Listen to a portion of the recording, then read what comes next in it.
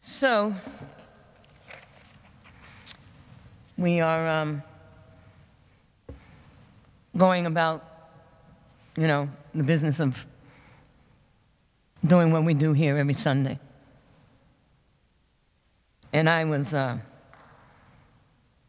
fine yesterday, the way I was going, and I was fine being in the house. What beautiful, beautiful Sunday. I was fine that I had given away a trip that I'd forgotten that I signed up for, a trip to Baltimore. You know that city that has some problems, right? I had given up a trip to Baltimore for some music and all-you-can-eat crabs and stuff like that. But I forgot that I signed up for this trip. And so someone was able to take the trip because I have more important things I had to do this week, mainly be here. So I'm fine. I'm fine. I'm beautiful Sunday, doing what I do as a preacher, getting my sermon tweaked and what have you. And then I woke up this morning to some more news. And I was tempted to change my sermon.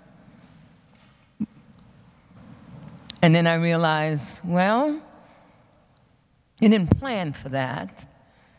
God has already given you something. And so I'm going to go on with what I had planned. However, I know it's not joys and concerns yet, so I do want to take a moment, this moment, though. I do want to do what I think is happening, not what I think, what I believe in my heart is happening everywhere around the country, in all denominations. I want us to go in a moment of prayer, and I want us to do something that was asked of me a couple of years ago. When a person's husband was available, was there at, say, 9 a.m., and then 9:10 was gone, and I had to speak to them in that instant. So there are 30-some-odd people gone, there are 30-some-odd families dealing with this instant thing that just happened. And so I would like those to join me, silently, if you don't mind, in sending energy, light, prayers to those families in El Paso and Dayton.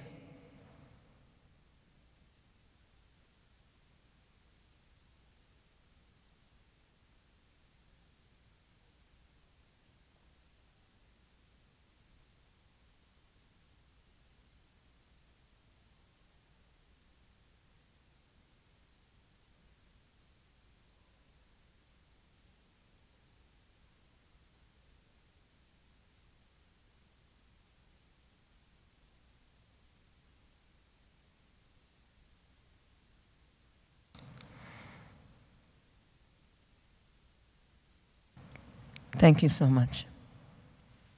Much appreciated. So this is our first Sunday of August. This is Agape Sunday. I thank you all for being out here today. The summer seems to be flying by us, and so hopefully you're having time to enjoy this summer that we have. And today the lectionary has given a particular scripture that I'm looking at, and in the bulletin, they had listed several scriptures, and both the scriptures that's in the bulletin are taken from the lectionary for this day, for August the 4th. And however, I'm going to be looking at specifically the one in the modern testimony, the Gospel of Luke, chapters 12, 13 to 21. Now, the Gospel of Luke is called, in many cases for people, the parable of the rich fool. And for those who may not know, a parable is basically a fictitious story that is told to teach maybe a religious principle, a simple truth, or a moral lesson. And actually in the Bible, there are more than 30 parables found in the New Testament. In fact, all of the Gospels, Matthew, Mark, Luke, and John, include parables of Jesus telling these stories that may have some sort of message in them. And for many people, they understand that Jesus used these parables to convey a teachable moment, mainly to the disciples and those others who walked with him. And mostly Matthew and Luke have the most parables. Now, the other thing is interesting about parables, they are also found in the Old Testament. In Ezekiel and Judges and Isaiah and Samuel, there are parables also in the Old Testament. So they're not just in the New Testament, with Jesus being the only one telling parables. Parables were also found in the Old Testament, or the First Testament, however you like to look at that.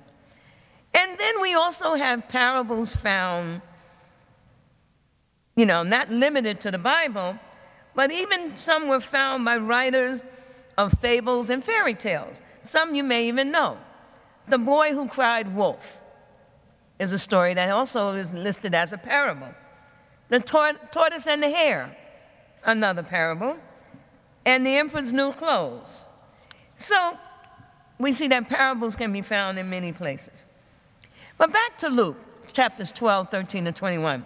And in this cluster of scriptures that we call a pericope, the parable of the rich fool has almost two stories within it. It's almost like Luke is telling us, he's giving us a lead-in story before Jesus tells the parable. So Luke opens up this pericope by saying, Jesus is in the process of teaching, speaking, preaching, talking. We know he's talking by reading the first part of chapter Luke 12. He's talking and thousands of people are gathered listening. And while he's talking to the people and the disciples, a person comes up to him and says, "Teacher, tell my brother or make my brother divide half of his inheritance with me." And then you heard, as Matt said, Jesus says, "Well, who am I to be the judge?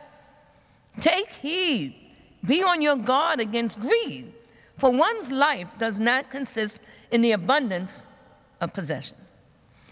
Now Jesus gets into his parable. Right after that little conversation with someone that interrupts his teaching, he then says that, and we're not sure who he's talking to, because when you read it, is he just talking to the person that interrupted him? Is he talking to the disciples? Is he talking to the thousands of people that had gathered? And maybe he's talking to all of them. So he says, there was this rich man whose crops and grains and goods were increasing. The person was already rich, and he was getting richer. So much so that the current place he had all of his wealth or all of his goods was overcrowded. He couldn't put no more there. Couldn't contain it all. And so the rich man thinks, what should I do to fix this situation, fix my problem? He comes up with a solution. He says, tear down one building and build a bigger building, which will be able to contain all of his possessions. Then he says to his soul, and when the Greek term interpretation for the word soul is self, then he says to his soul, to his self, that he now has plenty of things, of goods put away. He might as well relax, eat, drink, and be merry. And then God has a message for him. You are a fool. Actually, he doesn't even have the verb in there. It just says, you fool. This very night, your life is being demanded of you. And the things you have prepared, whose will they be? And so it is with those who store up treasures for themselves, but are not rich towards God.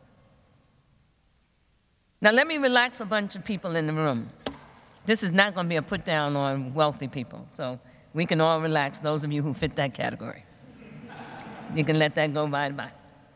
However, it's an interesting parable that Jesus tells us. And for many theologians, they go in different directions on what is the simple truth or the moral lesson in this parable. Well, my sermon title, if you saw it, it says, "Something is left out." And actually, I think I should have said, "Some things are left out." Because I think the rich man left a few things out. In the first place, when you read this, and it doesn't matter what denomination or translation that you read, one thing you find, that even this rich person, when he's thinking in his head and when he speaks out loud, there's one common denominator. It's all about him. I this, I that, I this, I that. Did anybody help him tear down the storehouse and build a new one? Did he share his problem of getting a new house in order with anyone? Did anyone help him come up with an idea? Or did he move everything from the old house to the bigger house by himself? There is no mention of others from the rich man. He does not seem to be involved with people. He does not seem to be involved with people that share his time, or even seems like he doesn't even seem to care about others. Where is his care, the rich man? It seems that the care was two places, him and his possessions. Well, I believe here at Judson, whether you're well off or not, there is an understanding here in our church, an understanding, a desire, a willingness to share our time with others, whether we have a pocket full of money or we don't. I think here at our church, we understand that there's a care for not only others, but a care for those less fortunate than us. There are people here at Judson that understand participation at a kid party, attending an accompaniment, helping out a bailout on a Wednesday, the first Wednesday of the month, where we get together, people come and put food together to feed folks that don't have anything else to eat, and then they get us a program. We understand managing coffee hour is, in fact, what we do, and no one is checking whether that they have a whole lot of wealth or they don't. Yeah, we understand there is a need to care for other people. We understand there's a responsibility to attend rallies for justice, for marginalized individuals, to write letters for ailing members, to keep in contact with folks who were deported or imprisoned. We understand that there's a need to support our young people, our children. I had asked Andy today, and were the kids coming up, because we know it's the first, but no, they'll be back in October. But look at the importance that this church puts on letting the children know that they're important and that there's people that care for them. So this church understands the need to not only support young people, show up and volunteer in services and programs and rallies.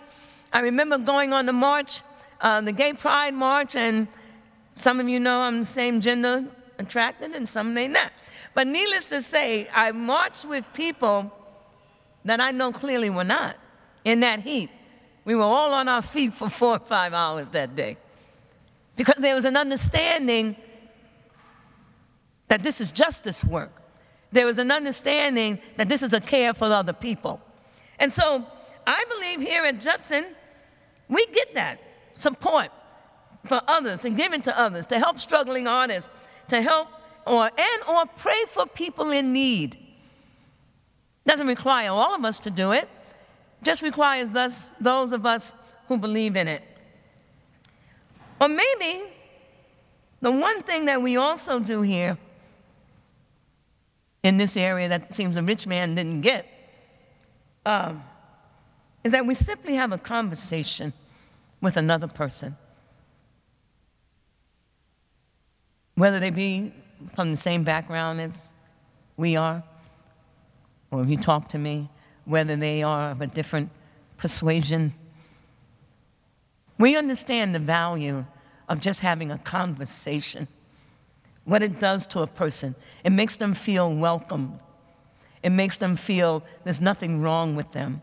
When we just say, hi, is this your first time? Or hi, my name is Valerie. Welcome to Judson. Simply just doing that, without necessarily wanting to do anything else, just being able to let someone sit down next to you and you just tell them hi, which is an understanding that, excuse me to my English teachers, it's an understanding that it ain't all about you. That is a value that we care for other people. And then number 3, that this to me is the biggest thing, mistake for me, that I think the rich man got in trouble. That's why maybe Jesus called him a fool. And this is this part. This is gratitude.